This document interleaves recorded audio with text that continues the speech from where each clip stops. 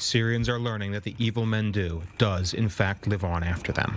Abdullah Al-Qqab lost his entire family to the war's leftover evils, landmines and unexploded ordnance. We went out for a picnic on a spring day. Unfortunately, it was a day of joy that turned into tragedy. My brother, my uncle, and his 3 sons were killed, as did my wife, my brother's wife, and my 4 sisters. An entire family was destroyed. Now I am responsible for taking care of these orphans and injured family members. My sister is paralyzed now. All told, the bomb that killed his family murdered 21 people. It's become a painfully common story in Syria, which now is the highest rate of mine fatalities in the world.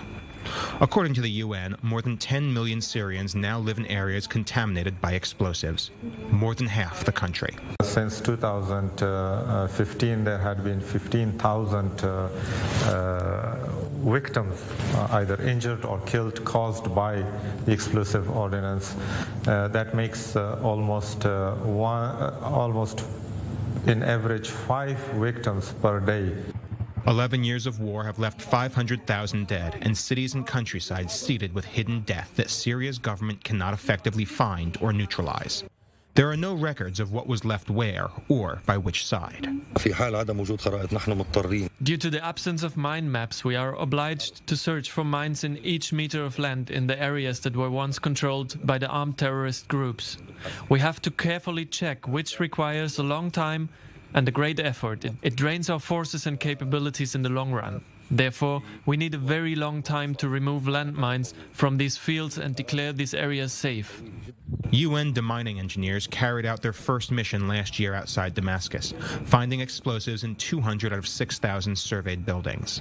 The UN says its deminers do not have enough resources to clear ground quickly or thoroughly. Syria's white helmets have had to pick up what slack they can, disabling 24,000 devices since 2016. We deal with unexploded ordnance according to one principle. Your first mistake is your last. We always warn civilians about touching any unexploded ordnance and urge them to report it to the nearest civil defense center.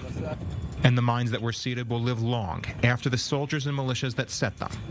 Unexploded munitions still claim lives in Vietnam 50 years after America's war there, and in France more than a century after the guns of World War I went quiet.